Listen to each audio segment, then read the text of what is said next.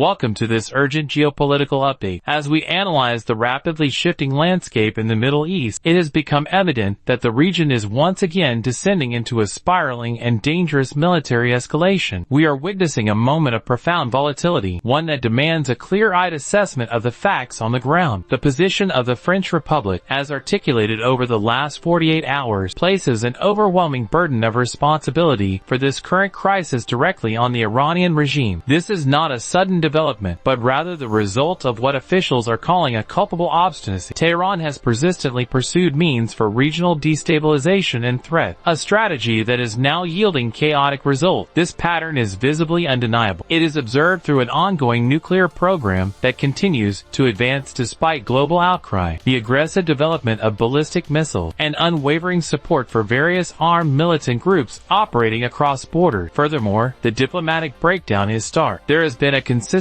refusal to engage in good faith negotiation, first with European partners and subsequently with the United States. Domestically, this is compounded by the severe social repression of Iranian citizens and the bloody crackdown on the legitimate aspirations of the people. For decades, the regime has operated in violation of international law, flouting United Nations Security Council resolutions that govern nuclear proliferation and prohibit support for armed militias. It is a grim reality that weapons have been turned against the country's own population. From an institutional perspective, it is deeply regrettable that this situation could not be effectively resolved within the traditional framework of international bodies. These institutions are widely recognized as the only entities truly capable of laying the foundations for lasting peace. However, we must address the structural paralysis at play here. As many observers know, the veto power wielded by certain permanent members of the United Nations Security Council has effectively frozen collective action, even in scenarios where the enforcement of law might have required the use of force. This paralysis creates a vacuum. Consequently, while the intervention decided upon unilaterally by the State of Israel and the United States of America was a response to this paralysis, France maintains that these decisions should still have been discussed and debated within collective international bodies. It is only by confronting the United Nations Security Council that the use of force acquires necessary legitimacy, allowing all parties to fully assume their responsibilities. The reckless and indiscriminate response we are now seeing from the Iranian regime is characteristic of a long-standing strategy of chaos. The region is currently gripped by a palpable sense of instability. To illustrate the reach of this conflict, just yesterday, a large hangar located at the strategic French naval base in the United Arab Emirates was struck during a sophisticated drone attack. This strike specifically targeted the busy port of Abdullahi. Fortunately, reports confirm that this resulted in only limited material damage. Furthermore, late last night, the conflict theater expanded as reports emerged of a similar incident at a British military base in Cyprus, where another drone reportedly crashed. These acts deliberately and maliciously targeted friendly nations and international partners, facing missiles and drones launched by the Revolutionary Guard. These sovereign nations have been drawn into a conflict they did not actively choose. France has expressed its unwavering support and complete, heartfelt solidarity for the nations of Saudi Arabia, the United Arab Emirates, Qatar, Iraq, Bahrain, Kuwait, Oman, and Jordan. Paris stands ready to act in accordance with the formal agreements binding it to these regional partners and the fundamental principles of collective self-defense. Under international law, these nations possess the inherent right to participate in their own defense. Turning our eyes to the tragic situation in Lebanon, it is clear that Hezbollah has made a very grave calculation error. The local population paid a heavy price this morning, with dozens of tragic deaths and tens of thousands of people displaced. By joining a conflict that both the national authorities and the Lebanese people refuse to be drawn into, they have exacerbated the humanitarian crisis. These operations must end immediately. The preservation of Lebanon is paramount, and we must prevent a total regional conflagration. France remains deeply committed to the sovereignty and long-term stability of Lebanon and will organize, as soon as possible, a major international conference to support its national armed forces. Long-term collective security cannot be built apart from the principles of justice and the rule of law. France and Europe are prepared to play a leading role in this critical process. In this highly deteriorated and dangerous context, the absolute priority for the French Republic remains the safety of French nationals alongside the preservation of vital strategic interests. Following a comprehensive meeting chaired to address this crisis, all state services are now fully mobilized for this specific purpose. I must specifically highlight the dedicated staff from the Ministry for Europe and Foreign Affairs. We owe them a debt of gratitude for their steadfast and unwavering commitment, both in the countries of the region and here at the headquarters in Paris. To understand the scale of this logistical challenge, consider that nearly 400,000 French nationals are currently residing in, or simply passing through the dozen or so countries in the region directly affected by this situation. It is a relief to report that, to our knowledge, there have been no reported French victims at this stage. However, the situation remains fluid. 15 diplomatic posts, including our ambassadors, remain on high alert. Furthermore, our embassies and consulates are fully mobilized to guarantee the safety of all French nationals and to provide them with necessary assistance whenever it is required. To support these efforts on the ground, the Crisis and Support Center of the Ministry has established a dedicated emergency telephone hotline available 24 hours a day and 7 days a week. The volume of concern is tangible. Since the beginning of these military interventions, nearly 5,000 calls have been received and handled in Paris or at our diplomatic posts. Our system is already comprehensively organized on a local level to facilitate departures across land borders when possible. However, we must be realistic. This is not the case in all the countries concerned, as geography and conflict often close these doors. The messages sent to our compatriots abroad provide detailed guidance to everyone. We urge you to regularly consult the website diplomatie.gov.fr, as instructions are frequently updated there on a daily basis. For French nationals who are just passing through, please register on the Iranian platform. It is absolutely essential so that we can reach you and provide assistance. We will inform and locate you if necessary. In the event of an emergency, please contact the specific numbers of our embassies and consulate, or that of the Crisis and Support Center. These numbers are displayed on screen and have been widely shared on the social media accounts of the Ministry of Foreign Affairs as well as in the French media. I am fully aware of the deep concern of our compatriots currently on site. I truly understand the anxiety of their families who are waiting for their safe return. Together with Minister Ilhanur Karoui and all the dedicated teams at the Ministry for Europe and Foreign Affairs, we are completely and tirelessly mobilized to meet these expectations. We will leave absolutely no stone unturned in our pursuit. Beyond immediate safety, the second priority is de-escalation. History teaches us that the indefinite continuation of military operations without a well-defined or transparent strategic objective carries the grave risk of a spiral. Such a dynamic could draw Iran and the entire region into a dangerously extended and unpredictable period of instability. The outcome of the current situation is highly unpredictable and uncertain, and it would severely damage our strategic interests. That is why this military escalation must stop as soon as possible. The Iranian regime, which has now lost its leader, must put a definitive end to its attack. It is a critical moment for them to agree to make major concessions and fundamentally and radically change their stance. Only then can a political solution be found. We need a solution that would make a lasting and peaceful coexistence between Iran and its regional environment possible, aligned with the international community. Ultimately, this must be a solution that fully recognizes and respects the legitimate aspirations of the people of Iran to self-determination, to have their human rights respected, and to build their own future freely. History teaches us a distinct and undeniable lesson, particularly when we observe the complexities of this volatile region. It is a fundamental truth that long-term collective security and lasting stability cannot be successfully built apart from the foundational principles of justice and the rule of law. France and Europe stand fully prepared to play a leading role in this critical process. To achieve this important objective, it is in this precise spirit that France has spoken out decisively over the past 48 hours through the voice of the President of the Republic and during the high-level official meetings of the United Nations Security Council, the Group of Seven, and the European Union. Following these opening remarks, the floor was open to the press, where Dala Al-Mawad from Al Arabi TV posed a direct and challenging question. The journalist highlighted that France has been criticized for not clearly and directly explaining its position to condemn the American and Israeli attack against Iran. Furthermore, noting that yesterday, together with the United Kingdom and Germany, France stated a readiness to take defensive measures to destroy the military capabilities of Iran while working alongside the United States. The reporter asked if this implies that France today considers this war to be justified given the lack of condemnation. They also pressed for details on how France intends to join in defensive measures to protect weapons, interests, and allies. In response to these pressing inquiries, I would like to direct your attention back to the statements I have just mentioned. As the President of the Republic has solemnly reminded us all, we were not informed of, and were in no way involved in, the execution of the military operations launched by the United States and Israel. It is exclusively through the formal processes of the Security Council that such operations could have acquired the full legitimacy of international law. However, more specifically with respect to our valued regional partners who have been specifically targeted and deliberately struck by the recent actions of the Iranian regime, we remain fully prepared and stand ready to contribute significantly to their national defense as requested. This support will be provided in a strictly proportionate manner, ensuring full compliance with the established principle of collective self-defense as it is clearly provided for and recognized under the framework of existing international law and global security standards. The focus of the briefing then shifted to logistics and safety, with Lisa Vogel for France Television noting that while airspaces remain closed for now, she inquired if the state is already considering future operations to bring back nationals, similar to the protocols enacted at the beginning of the war on October 7. We are indeed preparing for every possible eventuality, and are closely monitoring the situation on the ground with extreme vigilance. That is the very purpose of the meeting I have just chaired, which brought together all the relevant state services. It is important to clarify that as for the regional airspaces, not all of them are closed. The airspace over moreover, as well as those in Lebanon, Jordan, Egypt, Oman, and Saudi Arabia in particular, remain open for transit. Finally, Hermine Leslesh reporting for RTL asked a very concrete question regarding which country concerns the administration the most right now in terms of vacations and advisories for citizens abroad. She further inquired about what specific measures have been put in place for their evacuation, asking whether citizens are being gathered together, if they should stay at home, or if they should proceed to the embassy.